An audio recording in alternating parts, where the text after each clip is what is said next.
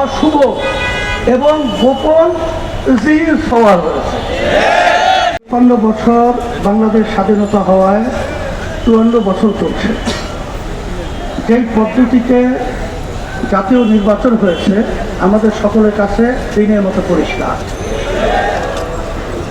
এখানে বর্তমান অন্তর্বর্তীকালীন সরকার তার প্রধান পরিষ্কারভাবে বলেছে যে ৩টা মৌলিক দাবি বাস্তবায়নের পরেই এদের সুন্দর হওয়ার প্রক্রিয়া, এইটাই সে আমাদের কাছে ব্যক্ত করতে চেয়েছে।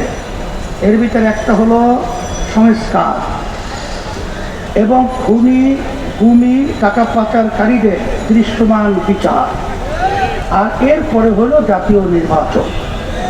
আমি অন্তর্বর্তীকালীন সরকারকে বলবো, আপনি বলেছেন এটার পরেই জাতীয় নির্বাচন, কিন্তু সংস্কার কি হয়েছে? আচ্ছা, দৃশ্যমান বিচার হয়েছে? একটাও আমরা হয় নাই জনগণ বলছে। এরপরে আপনি জাতীয় নির্বাচন ঘোষণা করাটা, এটা আমাদের কাছে কিন্তু বিভিন্ন দিক থেকে সন্দেহ তৈরি হয়েছে। সে নিশ্চয়ই আপনার উপরে কোনো ধরনের, যেটা আমরা বলবো অশুভ এবং গোপন জিনিস হওয়ার রয়েছে। সেই জিনের নাম আমরা বলতে চাই না, কিন্তু আপনি অন্তর্বর্তীকালীন সরকার সম্মানিত প্রধান ডক্টর ইউনূস সাহেব আপনি জেনে রাখেন যে বাংলাদেশ যখন নাকি একটা অশান্তির আগুন সর্বত্র ধাউ ধাউ করে জ্বলছিল, তখন কিন্তু ছাত্র জনতা তখন তারা রাস্তায় নেমে এসেছিল এই অন্যায়, এই বৈষম্য এবং এই খুব খারাপি থেকে দেশকে মুক্তি করার জন্য। যদি কোনো অশুভ চক্র এবং কোনো জিনিস হওয়ার হয়ে আপনাকে চাপ প্রয়োগের মাধ্যমে এই ধরনের ঘোষণা দেওয়া থাকে, আমরা পরিষ্কার বলছি যে আমরা কিন্তু বাংলাদেশের মানুষ, আমরা ছাত্র জনতা, আমরা কিন্তু রাজপথ ছাড়ি নাই।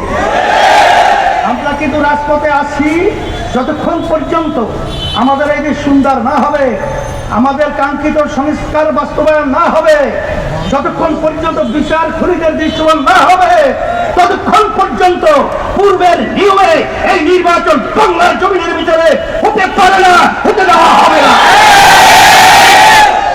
আপনারা জানেন যে বাংলাদেশে ৫৩ বছর যে পদ্ধতিতে নির্বাচন হয়েছে, এই নির্বাচন পদ্ধতি সংস্কার হল প্রধান সংস্কারের মূল লক্ষ্য।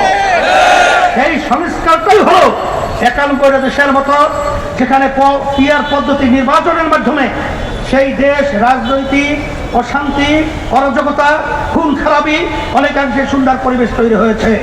আমরা দাবি করেছি যে পিআর পদ্ধতি নির্বাচনের মাধ্যমে এই দেশ সুন্দর হওয়া সম্ভব। পেশি শক্তি এবং কালো টাকার দৌরত্ব এবং বিভিন্ন পর্যায়ে যে গুন্ডাদের তাণ্ডব, এটা বন্ধ হওয়ার একমাত্র পদ্ধতি হলো পিআর পদ্ধতি নির্বাচন। আপনারা দেখেছেন যে আজকে সুজন নামক একটা সংস্থা, যারা সাধারণ মানুষ বাংলাদেশের, তাদের কাছে জরিপ করেছে, সেই জরিপের ভিতরে ৭১% মানুষ তারা পিআর পদ্ধতিতে নির্বাচন চায়। এখনো কি আপনি বুঝেন না? না আপনাদেরকে আরো সুন্দরভাবে বুঝাতে হবে?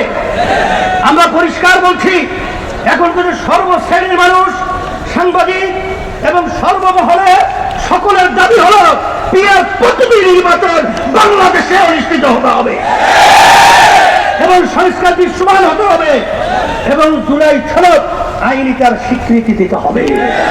যদি জুলাই সনদ আইনি স্বীকৃতি না হয়, তারা ক্ষমতায় আসবে, 2 বছরে তারা পাশ করিয়ে নেবে। এটা হলে ঘেরান্য কথা আছে, গুড়ে বালি।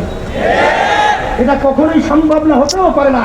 এটা নির্বাচনের আগেই এটা হতে হবে এবং জুলাই সনদ আইনি স্বীকৃতি দিতে হবে। এই লক্ষ্যে আপনাদের সকলকে উদাত্ত আহ্বান জানাতে আছেন। এই টেন্ডারবাজি, চাঁদাবাজি এবং এই খুনি এবং এই বাংলাদেশ অশান্তি যারা করে, এবং এক কথায় বলবো বিদেশের যে আধিপত্য বিস্তার রোধের জন্য একমাত্র বাংলাদেশে সুন্দর করার পদ্ধতি এবং মানুষ সর্বদিক থেকে সুন্দর পরিবেশ তৈরির জন্য পিআর পদ্ধতি নির্বাচন হতে হবে। এই